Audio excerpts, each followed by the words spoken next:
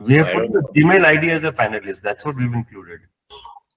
I You mean, I already. tried Yahoo, I tried Gmail, but I mean, somehow I tried via Google also. No, then we'll add you physically. Then we'll make it because I presumed you had the access because you are added as a panelist.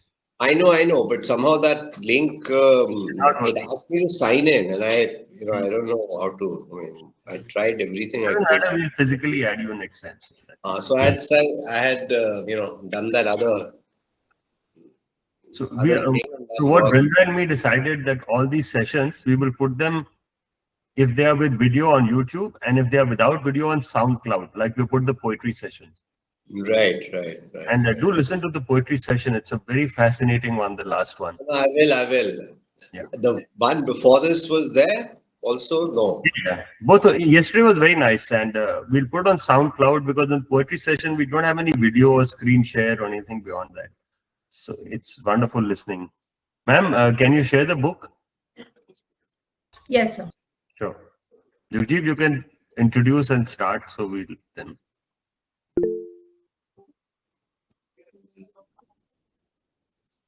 Let's see how many do we have?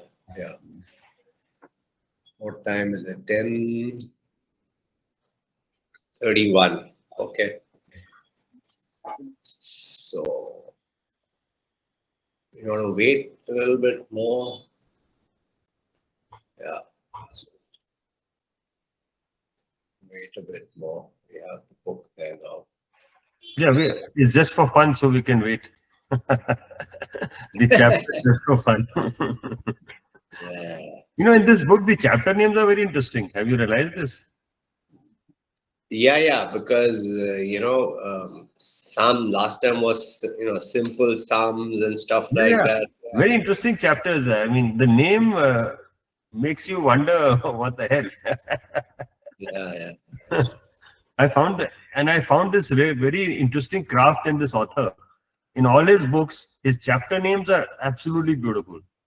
Mm. Even the Lives of Trees, you remember, he talks about street kids sometimes. He just gives you such names that you wonder how they get connected with that particular living element. Yeah. So the last time Diba was saying that she wanted, one of the children wanted to present something. So I was just wondering whether they want to be joining and they want to do that I today don't or think we have a confirmation. Manisha, do you have a No, sir. No, sir. She didn't confirm. confirmation? Okay, then without much ado, then welcome everybody and over to you, Sandeep. We're going to read Inner Life of Animals first today. Yeah, So over to thank you. you. Yuji, before I read, I had a little conversation with Brinda. We're talking about animals. Brinda has a very interesting person who makes nature videos about animals. So a young girl who shoots this, I saw her profile the other day. So Brinda will introduce you and she'll be a wonderful person to join on meet and greet. She makes Yeah, films on animals and it's very fascinating because animal photography and animal filming is very different from normal filming. So yeah, maybe in April meet and greet you can connect with Brinda. I asked her to check with you because you can check, yeah, and yeah. I Yeah, just that'll found be it good. fascinating. I saw a profile of the director. She makes films. No, no, So, that'd be very nice. In and she fact, really volunteered. She told Brinda that she'd be happy to come to my good school on a Sunday morning and share how to make films with wildlife and this thing. So please take this ahead. yeah, that'll be good. Yeah. Thank you. Just for fun, we are reading The Inner Life of Animals. As we go along this book, we have a few chapters left, and we will continue with the work and life of Peter Wohlleben. There's another new book on nature by Peter, so we will read that. So today we are reading this book. We still have some time to go with the book. And the beautiful part is after this book, another interesting new book is starting, which was to start first, but I requested Jugjeev sir to read first, please. Just for fun. Are animals capable of having fun? That is to say, are they capable of doing things that have no particular purpose other than them pleasure and happiness? We all want to have fun. So Let's see now what the animals were, what is their meaning of fun? I think that's an important question, because the answer helps us to decide whether animals experience positive feelings only when they perform tasks that promote the survival of the species, such as pleasure during sex, which creates offspring. If that were the case, then pleasure and happiness would be byproducts of purely instinctive programming that ensure certain behaviors are engaged in and rewarded. In contrast, just by remembering happy experiences, humans can relive the emotions that went with them and enjoy them over and over again. We all want happy experiences. So today we are exploring how animals have happy experiences. Free time, fun belongs here, just as a holiday by the sea or winter sports in the mountains. Might this be the crowning glory that sets us apart from animals? But then those tobogganing crows come to mind. Very interesting. Tobogganing crows. I like this word. Let's see what the tobogganing crows are. An internet video shows one of these birds sliding down the roof of a house. The crow has found a lid from a plastic container.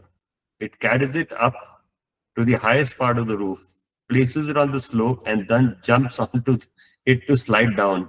So that's a tobogganing crow. So tobogganing is actually sliding down a slope. No sooner does the bird reach the bottom, then it goes back up for the next ride. The apparent point, apparently none. The fun factor, probably the same as when we jump onto the wooden or plastic object of our choice and careen down a hill in the snow. Why would crows expend energy on such a pointless activity? After all, tough evolutionary competition calls for the elimination of all non-beneficial activities and ejects from the race any animal that is not sufficiently rigorous in this respect. And yet, it's been a long time since we have paid any attention to this seemingly absolute rule. At least in wealthier countries, we have energy to spare and we can afford to use it to enjoy ourselves. Why should it be any different for an intelligent bird that has set aside sufficient food for the winter and can devote some of those calories to fun and games? Clearly, crows too can convert surplus resources into mindless fun and conjure up happy feelings whenever they want. Has anyone seen an animal having fun just for the heck of it? See, because when you talk of animal life, you always think of struggle, you always think of they're always spending for food, they're always protecting themselves, they're always fighting. Yes, Manju, you can unmute. Can you unmute Manju, please? Manisha? Manju has raised a hand.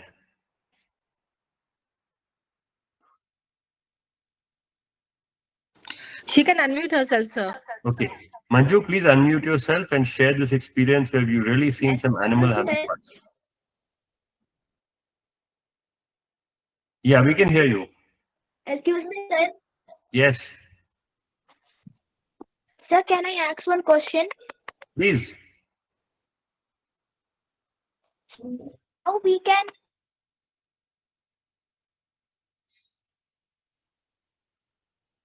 Why did you write your question in the chat box? That may be a good idea because you're not audible. Please write your question in the chat box. Ma'am, you can please mute her. Let the question come in the chat box because the voice is not clear. And I suggest if you have a question, please write in the chat box. That helps Manisha ma'am answer it better, and we can definitely take all the questions. We have no challenge at all. So if you have a case, and this could be a part of your reflection today, if you've noticed an animal having fun, you could send us a video, you could send us a story, could send us a picture, and we will post it as your reflection from the Sunday school today, an animal having fun. So what about dogs and cats? Anyone who lives with these animals can tell stories about how they love to play. Our dog Maxie liked to play tag with me around our forest lodge. Because she knew she could run much faster than I could, she always gave me a chance to catch her so that the game didn't get boring. She'd run big circles around me every once in a while, dashing towards me. Then just before I caught her, she sidestepped and I'd miss. You could tell just by looking at her how this game delighted her. I really enjoy looking back to that time, and yet I'd rather find other examples as evidence of completely pointless play, meaning pointless in a positive way. Because Maxi probably used this game to strengthen our relationship. And it's true that any playful activity within a group can act as a social glue and therefore serve an evolutionary purpose. This is interesting. It is true that any playful activity within a group can act as social glue. Now, this I think is a universal comment. Jugjeev sir, we at My Good School talk of service, skill, sport, and study. Now, in this also, there is an element of sport, and sport is for fun. You know, you learn skills for fun. Would you like to read this sentence and reflect on it? It simply says, it's true that any playful activity within a group can act as social glue. What an interesting term they've used, social glue. And in today's day, I wish we had more of social glue. And there would be an evolutionary purpose to it. What are your thoughts about this? You remember any incident where you suddenly felt that a particular game or a prank acted as a social glue? Yeah, I mean, if you look at what the IPL did to what happens on the field, the same people were now suddenly in the same team. When they play for their country, they're against each other, but in the IPL, they were in the same team. And that changed the behavior on the field when the countries were playing with each other, just because they became friends when they were in the same team, right? Even in many other cases, I mean, it's very well known that teams play hard at each other when they're playing, but after the game, then they socialize with each other. So I think the respect develops on the other party's capabilities, and so yeah, I mean, sport. I think many examples, and even we've seen it in school all the time. People who are playing for the same team or even against each other become friends because they start to gain respect from that activity. You know, perhaps you've noticed, Jugjeev sir, sometimes you'll see a dog and monkey as a friend, a cat and dog as a friend. You see these in our domesticated world. You'll so often see, unlike animals who are friends, you know, a parrot and a cat become friends. The other day, there was a crow and a kitten who became friends, and they would meet and do things together. So the social glue transcends a particular animal species. It actually sometimes links across. You sometimes think a lion will eat up the deer, but there are cases when lion has shown empathy for the deer also. You have so many examples like that. So I think this is part of nature. And why this happens, it's a very hard question to answer. Maybe we should think that why species across their design of life and struggle become friends. It's, you always think that cat and dog can never become friends. I'm using a cat and dog example because they are around us. But so often I've seen cat and dog playing together. You've often heard pigs feeding puppies or dogs. I've actually seen that. A little puppy being fed by a mother sow. So energy invested in cohesion promotes groups and that are particularly resistant to external threats. So there's so many external threats in the animal world. So I think this happiness of fun actually helps them relax and sometimes get peace. I'm sure Jugjeev said for them also this may be a meditative experience. It's like we say, chill, relax. So they're always threatening each other, fighting with each other. And sometimes when they come together for a social purpose, it perhaps adds to their life and healing. So let's take another look at crows. There are lots of reports of crows that tease dogs. They stalk them from behind and nip them on the tail. Of course, dog spins around too slowly to catch the bird, which soon starts the game all over again. This is not a case of creating social cohesion, and it's not a case of the bird honing some survival skill either. After all, escaping from spinning dogs is not necessary part of the behavioral repertoire. So please mark this word, behavioral repertoire. So it's a very interesting word. Explore the meaning and write down in your reflection, what do you think behavioral repertoire is? Manisha ma'am, will you note this question? Yes, sir. No, what's going on here seems to be something completely different. The crow can clearly put himself in the dog's place and realizes that the dog will always be too slow and will therefore get annoyed. And that's what makes it so much fun, to tease it over and over again, gleefully anticipating its reaction. Lots of crows enjoy doing this, as any number of internet videos attest. You may have also seen crows sitting on top of buffaloes, crows sitting on top of buffaloes. It's a very common sight, particularly in the water, and buffalo can do nothing about it. The guy is literally sitting on top of the buffalo. Even in water, sometimes you'll see. Yugdeep sir, should we read another chapter? Yes, we have time. It's short. Next one also short. Lovely. So the interesting thing is that we always thought fun was a human thing. And I think it's fascinating how animals do things for the heck of it. We just have fun. And when we as humans think animals, we always think of instinct and behavior that is aggressive, that is antithesis. But after all species have been made to live with each other. And the beauty when you hear examples like this and you hear stories like this, the fun element is fundamental to a living being.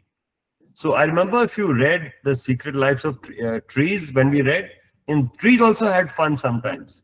There was an example about trees living as a community, how as a community they care for each other, how trees too have a social behavior. So that is also very, very interesting. Trees have a social behavior just like animals do. There's a question in the chat box, Manisha ma'am. Any questions? Well, there was a comment from Learning Language. Is that Ela ma'am? Yeah, Learning Language, ma'am. Yes, sir. So she gave an example of animals playing with siblings. Yeah, absolutely. That's a very good example. Animals with siblings, a great example. Thank you, Ela ma'am. Ela ma'am, on that note, you tried to register for a professional learning program last week. Is that right? Manisha, Yeah, I was trying, sir. Actually, Yeah. I wanted to be, you said I want to be certified by you. Okay. So, Manisha ma'am, just help her register for the certification program, because she's anyway Sure, sir. taking enough sessions across the board and she is putting reflections so she can apply for the certification program. I'm there to be the part of your team.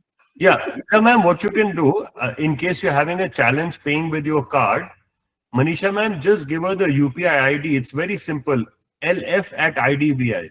So she can send the fees for certification to the ID directly without any credit card or without any other business. Yes, I'll pass it Sorry, on we to don't accept money on phone numbers, just to be careful, because we are not for profit, we are audited. So we don't have a phone number where we can accept money, but we have a UPI ID. As we are legally accountable, we don't take transactions which we don't know and which we can't handle. So you can transact with us at LF@IDBI. It's very simple. IDBI is a bank. LF stands for Learning Forward. So Ela ma'am, just do that. Manisha will help you register. And after you Sure. register, if you want a certificate, which is open for everyone over the age of 18. So what certification really means, Jugdeep sir, this is an extension of the masterclass and the Learning Forward, where teachers who attend throughout the year and they submit 5 reflections and posts, end of the year, they can apply for a certificate. Like we have just completed last year's certification cycle of 24. So yesterday I mentioned that 45 teachers from Sunbeam had actually applied for certification and 33 made it, Jugdeep sir. 32, Manisha ma'am, if I'm right? Manisha, That's good. So when Yes, when it was can 32 certificates. Yeah. Yes, Ela ma'am. Sir, when will I get the certificate? Ma'am, we normally ask you to put an average of 25 hours of work, and certificate is every year. We do certification once a year. So in which month? Ma'am, we normally take a 1 calendar year. So if you go back, perhaps you can give the date when you joined because you've been regular. So we'll take the calendar year. That's how we do our certification. Fine, sir. Fine. Thank you, sir. Yeah. So Manisha ma'am will help you. Please help. And if there are any other teachers who want to apply for certification, it's a very good certification, quality certification. It comes from Learning Forward because we are an affiliate of Learning Forward International. So that's part of the desire. So Ela ma'am's desire is to get certification, and I'm sure we can help her fulfill it. So let's read about desire. Sex is not an automatic process for animals. Although you would be forgiven if, after reading scientific papers on mating, you concluded that it is an act completely devoid of emotion. Hormones feature and they trigger instinctive behaviors that animals are capable of resisting. But is it any different from people? I just have to think back to the couple I came across years ago in the woods. So now he's giving you examples that what are the emotions, how they feel. So in the last chapter, we are looking at fun. So what we're trying to say is that humans think of themselves as a unique species. No, humans are just one species that live on the earth. They are part of the nature, they're part of the ecosystem. We have this ego that we humans. And this is the challenge, that it's not we humans, it's us living in this world who are all very similar. And what Peter tries to explain again and again, that every living cycle has a purpose. Every living cycle has emotion. Every living being has a desire. All I want to do was check out whose car was parked in the undergrowth when two beet red faces appeared from behind the bonnet. I knew both the man and the woman. They came from neighboring villages and at the time were married to different partners and still are. They quickly adjusted their clothing, climbed into their cars without saying a word and disappeared. Interesting way to start a chapter, Jagdish sir. Clearly, they did not want to risk their marriages and had therefore chosen to supposedly secluded spot for sex. Okay, this is the undergrowth. So this guy got a car there. He wanted to see his car mein kya ho raha hai. Even though there remained a risk of dire consequences for their personal lives, both of them had succumbed to the desire.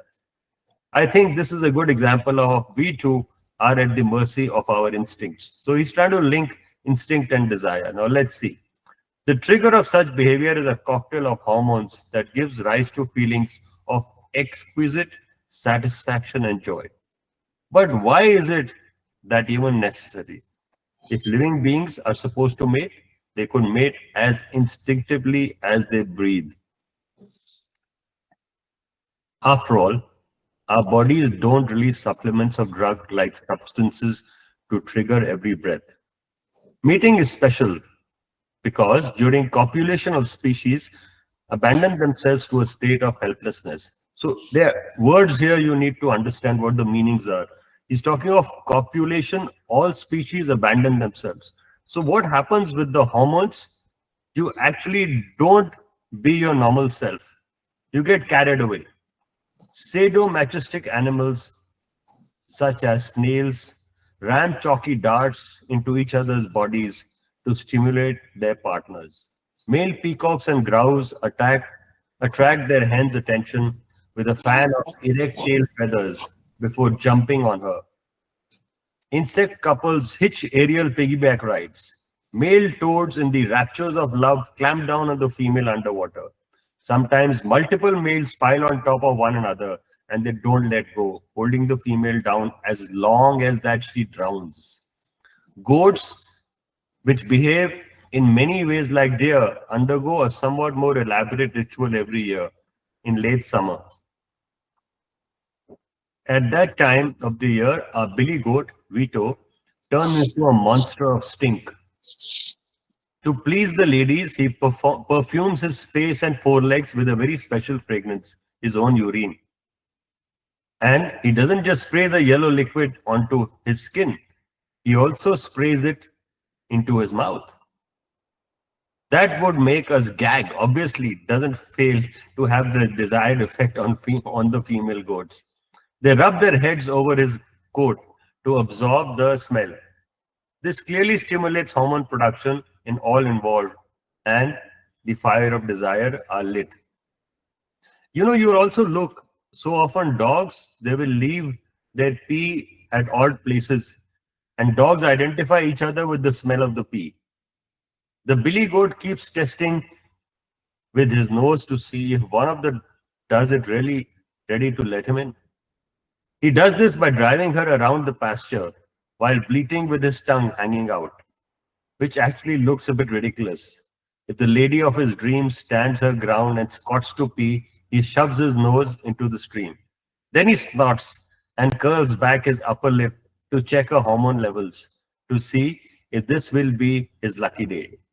After many days of testing, he finally allows Vito a few seconds of bliss.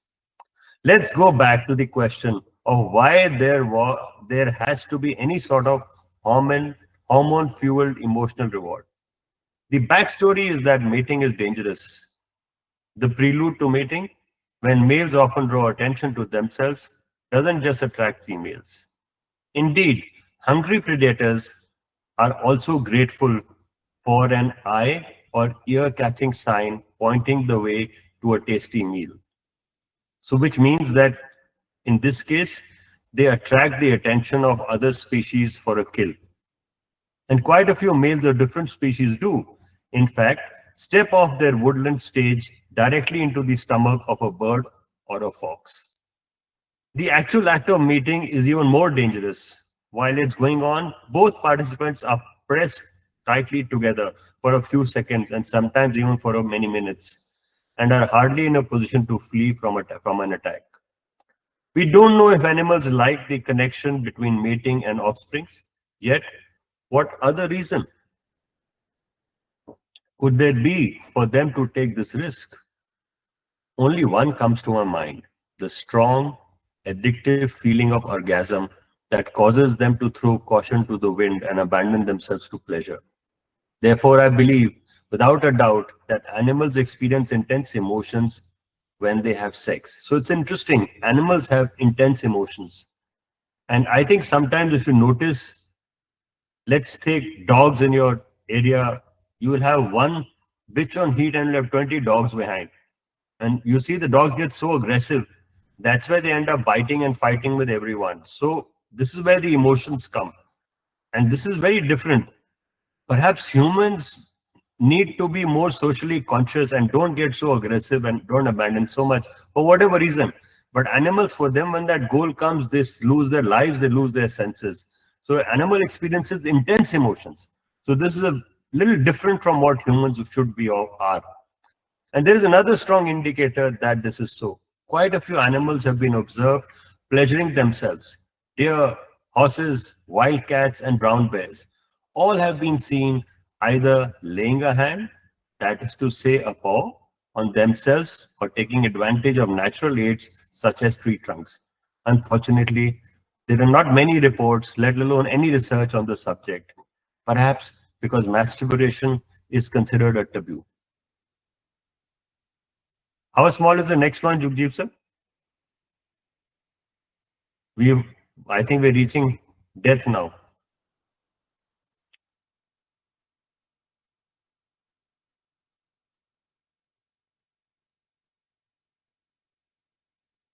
Read the next one if you have time. It's 5 pages. Yeah, so should we read the next one, Jugjeev sir? I was on mute. Yeah, please do. It's short. Yeah, so it's very interesting. Found a video on this, crow sliding down the roof. Lovely. So once I read this chapter, you want to show it now? No, I'll show it later. I'm going to send it to Manisha. She can show it. Okay. So I'll read this chapter. Why I want to read this is because if it's a continuation of the last two chapters, it's sequential. You talk of fun, you talk of desire, and then death. So it's quite like a human being: fun, desire, death. So animals are very much like, we often think that we are different.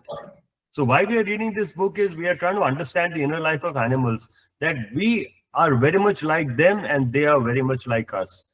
Minute we appreciate them, we will look at life differently. We look at nature, we look at conservation, we look at animals, and we must understand them and let them live till death do us apart. Does it make sense to think of animal pairings as marriage? According to the dictionary definition, marriage is a legally recognized lifelong partnership between two individuals. Wikipedia states that marriage is a socially or ritually recognized union or legal contract between spouses. So now you know what marriage is. There is no such thing as legal recognition for animals. So Jugjit, they don't have courts to go and register. But there is such a thing as close lifelong partnership. So even in the animal species, they recognize lifelong partnerships. The raven is particularly moving example. It is the largest songbird in the world, and by the middle of the 20th century, it was almost extinct in Central Europe. It was alleged that ravens kill grazing animals as large as cows. Today, we know that this is nonsense. Ravens are the vultures of the north, and they seek out dead or at most dying animals. Yet, they were ruthlessly hunted and killed, using both weapons and poison. Historically, campaigns to get rid of undesirable animals have met with mixed. Sir, undesired means. Not wanted, beta. Okay, sir. Yeah, thank you. God bless you. Historically, campaigns to get rid of undesirable animals have met with mixed success. Now, the interesting part here is if you see in your colony, you have a dog who bites, that dog is undesirable.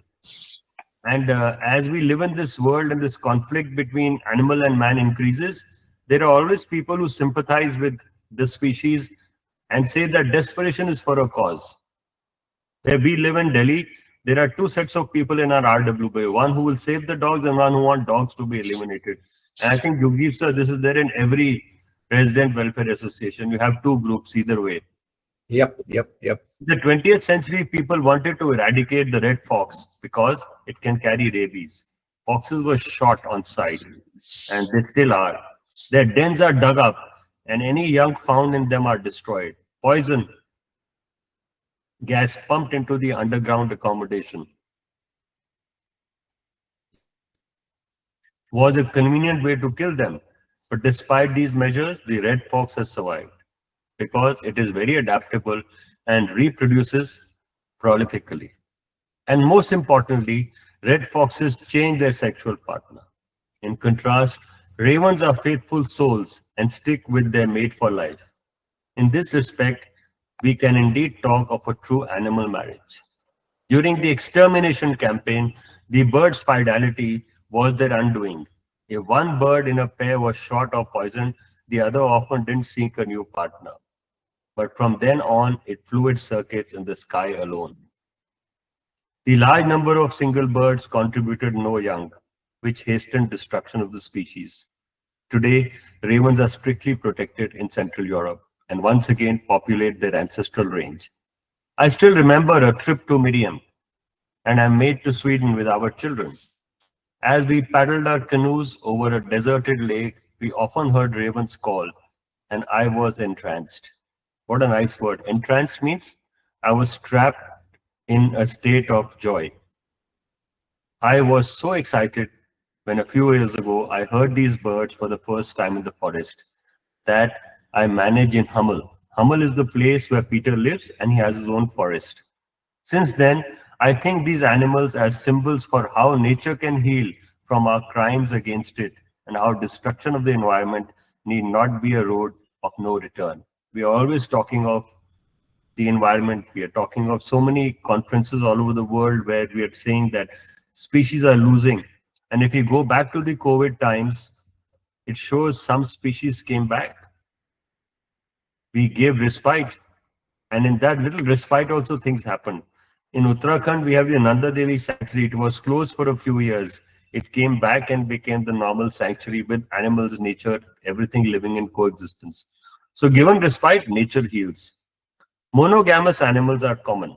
Monogamous means who don't have procreate, especially among birds.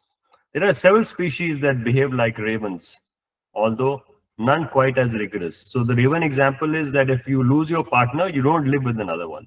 That's the typical raven example. Ma'am, could you go back to the last page? I missed the last word. Yeah, monogamous animals are common, especially among birds. There are several species that behave like ravens, although none quite as rigorously. They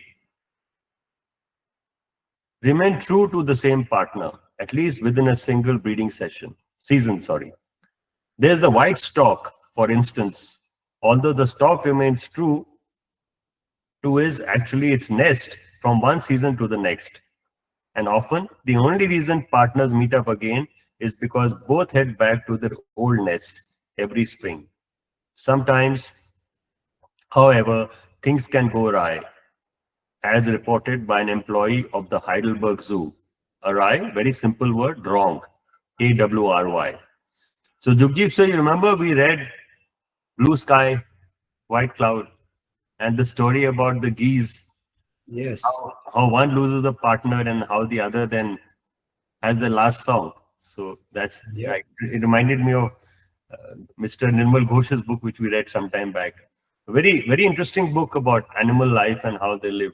So if you people haven't read Blue Sky, White Cloud is the book we have read. It's mentioned on the mygoodschool.in page or a Sunday school page. Do pick up a copy and read it. It's very interesting, very easy to read. Blue Sky, White Cloud. Manisha ma'am mentioned this book in the WhatsApp chat or in the reflection, ma'am, wherever you find convenient. One spring, a stork built a nest up high with a new female. His former partner had obviously gone astray during migration, but then, in the middle of his cozy togetherness, she belatedly appeared. Now the male stork found himself in a quandary. In order to be fair to both females, he built a second nest and then ran himself ragged, providing for both families. Interesting. Polygamy happening here, Jugjeep sir. He built two homes for two of his females. But why aren't all species of birds so loyal? And what does being loyal really mean? Just because chickadees and other species don't mate for life doesn't mean they are disloyal partners.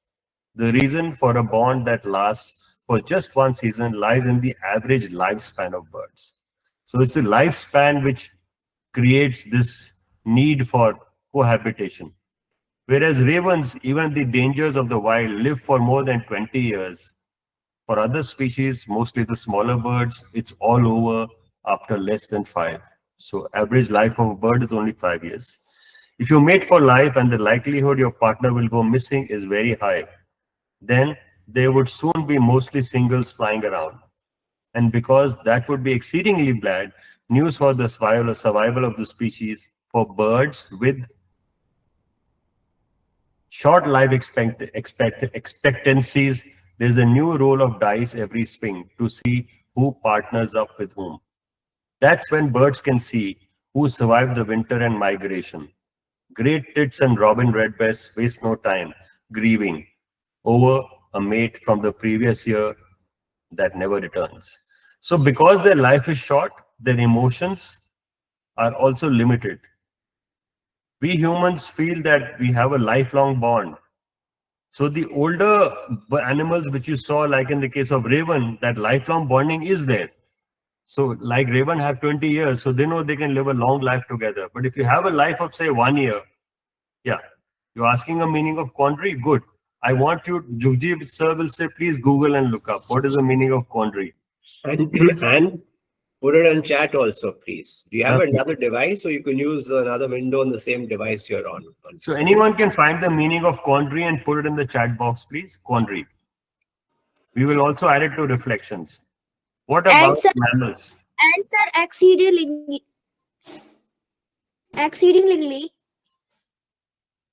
Yes, Google it. Let's talk about other mammals. There are only a few that hook up like ravens. Beavers are one such example. They find a life partner and remain with the same animal for up to 20 years. Jugjeep sir, just the other day I saw a whole bunch of otters chasing dogs. A whole bunch of Otters. Yeah. They got out of the river and chased the River. heck out of the dogs on a leash. So the Yeah. owners and the dogs were running in a whole bunch and otters were chasing them full steam. And otters bite very badly, you know, they're like incisors they have. So, yeah, my cousin had told me that during COVID, they'd all come out and they were mostly outside. Yeah, they were all over the I didn't place. see when I went. They ended up in the Prime Minister's garden also to say hi to him. So the Prime Minister himself took a video and showed. So that is nature's regeneration. But I saw it just a week back. The Right. otters got out of the river and they said, let's give it to these dogs. That's cool. So that was very interesting. And one saw on the walking path, you have to leash your dog there. You can't walk a dog without leash. So course. all the owners were running, and then there were some making videos. This is very interesting because they've had accidents. Person making a video and otters have attacked him. So even that has happened. So that's an interesting thing, talking about desires and talking about aggression and talking about species fighting the other. The children don't move out immediately, and the young continue living with their parents in comfortable earth lodges close to the water until they are 2 years old.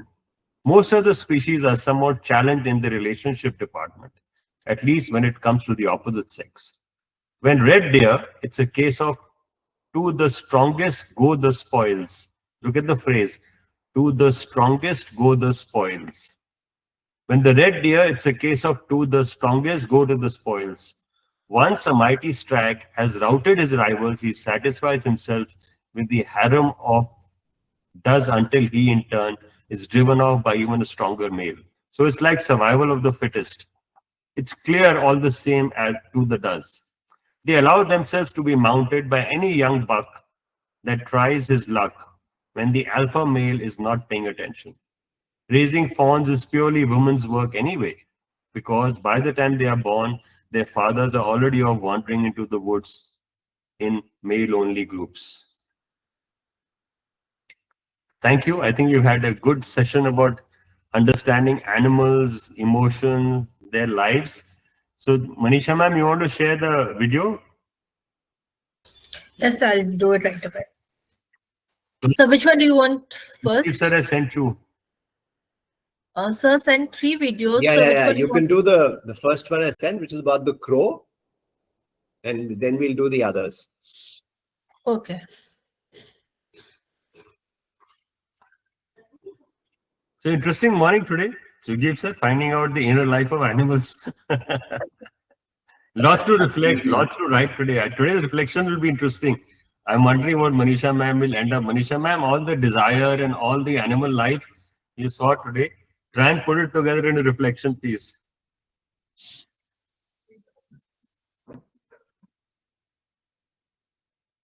So we are going to show you a video. The video Manisha ma'am will screen. It's about tobogganing. Is my screen visible, sir? Absolutely, ma'am. Play.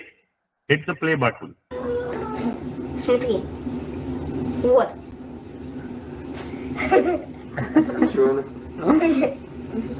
С горки катается. Она нас, наверное, это дразнит, балует. Basically, using that piece of plastic to. Интересно, просто не сейчас. And he's setting himself up. Нет. Huh. Она вообще Now a different flow. Yeah, but двигается, что-то вот. somehow not working. So now you see what it does now. Now he'll go back to the other one. Yeah. See how intelligent he is. You know? Yay! Мы поедем, мы помчимся на крышечку. Oh, now it was stuck in the Плюм. Не может захватить. Хочет еще дальше. his toboggan got stuck in the Oh, he got it. Ворона какая.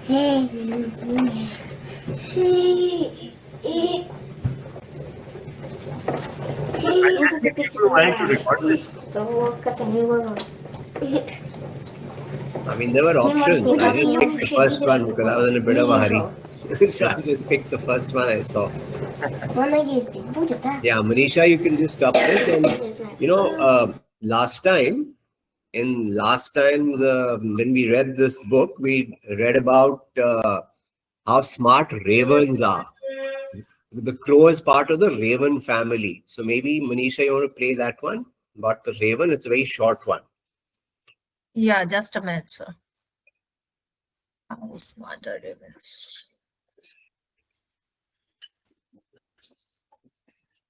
So, Manju, you found all the meanings? To give sir, Yes, sir. Sir, thank you for telling the meaning. We didn't say that. The point is that you can find it very easily yourself. I mean, I don't know how we grew up without Google. I mean, it's just, So you're showing smart Know ravens? that ravens are one of the smartest birds. But exactly how smart are our feathered friends? Ravens are one of 4 creatures that display linguistic displacement.